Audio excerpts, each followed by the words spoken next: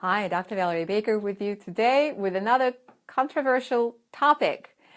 Taking on mindset today and why it barely scratches the surface and sometimes mindset work backfires.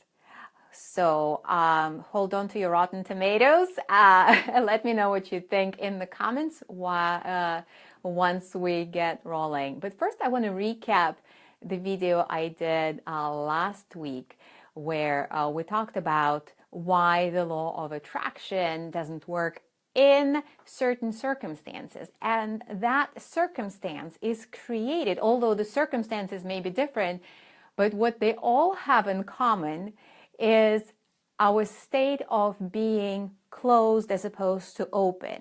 It sounds very simple, but it's really tricky in practice. I encourage you to watch last week's video. Let me know what you think. Ask me any questions. I discuss 3 ways of both tracking being open and closed and correcting course. And the 3 ways or 3 domains would be the level of the mind, the body, and behavior. And I talk about how being closed creates issues and gets us out of the state of flow. And when we're not in the state of flow, the law of attraction cannot work and we're spinning our wheels, but we're not going anywhere where we want to go. And that is that gets us working too hard, unnecessarily hard. Things can be much, much easier if we only teach ourselves.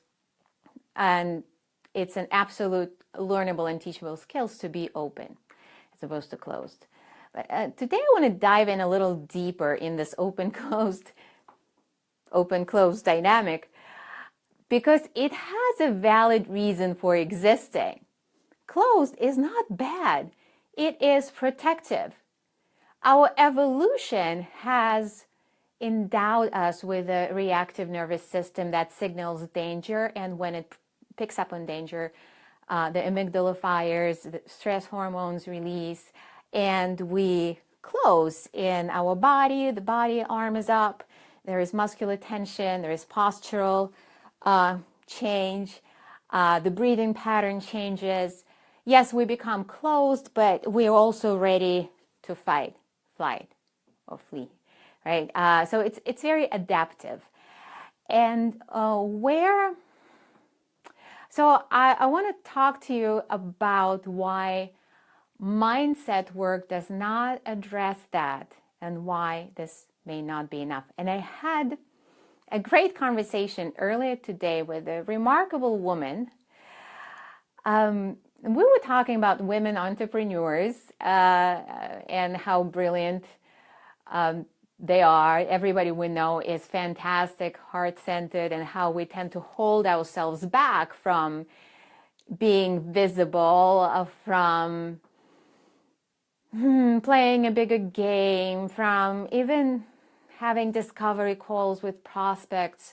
Sometimes we will self-sabotage or procrastinate, which is also self-sabotage in subtle ways, which we may or may not be aware of, to keep ourselves from being visible.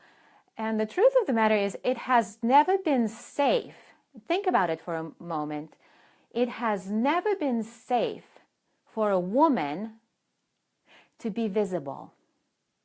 Think about it for a moment. And we can have a long conversation, and feel free to disagree. And if you feel that it's always safe for a woman to be in the world and show up as she pleases, please, let's have a conversation. I want to hear your point of view. But what I'm talking about here is that not only our experience in this lifetime, but our mothers, our grandmothers, our great-grandmothers, our ancestral experiences have conditioned us to be fearful of visibility. Do you remember those times when they used to burn witches?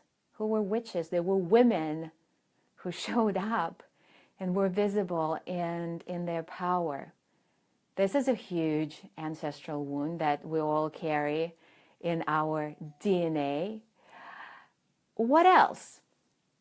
Today, what's going on the political arena, we don't need to go far. We see that it is still not safe to show up in your power and attract attention. Unwanted sexual attention, anyone? Has anyone ever experienced that? I don't know. I don't know any woman who hasn't. So is there any wonder that at the thought of increased visibility, our nervous systems begin to protect us? And they protect us by creating behaviors of self-sabotage that can be ever so subtle, or not so subtle at all. We can self-sabotage by overeating, by over drinking, postponing the work, and not showing up for ourselves, and in so many other different ways. Okay, so I was talking to this woman, a remarkable lady. We were talking about women entrepreneurs, and she said, wow, it is so interesting that you brought up that they used to burn witches, because I was talking to this channel person who does channeling, and the person said to me, you know, you actually were burned at the stake 3 times in your past lifetimes. So, and she has a lot of hesitancy in approaching certain things relating to showing up in her amazing, brilliant wisdom in the world. And that explains something for her.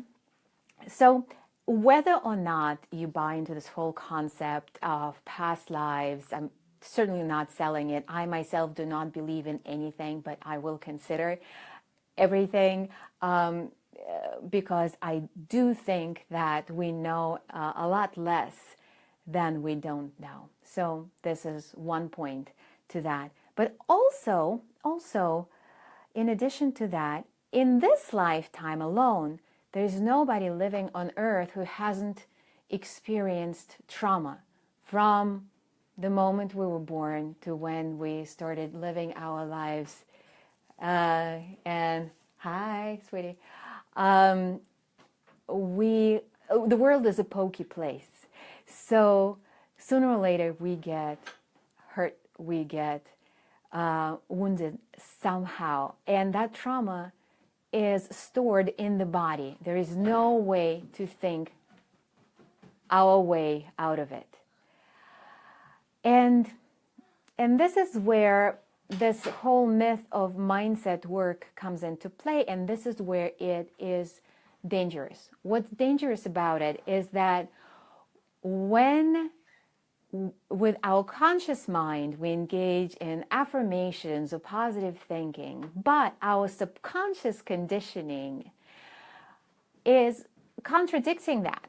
It's just contradicting that. And our body memory is wired to protect us from increased visibility, but on our conscious mind level, we're telling ourselves, yes, I love public speaking. I love doing live videos. I don't mind, when people would criticize me and all that. What's happening there is that the subconscious is not open to suggestion at that point, and it's going to dig in its heels and argue back. So basically, it's creating a cognitive dissonance that's only exacerbating the problem. When does this work? When can this work be effective? Affirmations and such, they can be effective when the subconscious is relaxed and open to suggestions, such as in hypnotic states, right, and deep meditation, etc.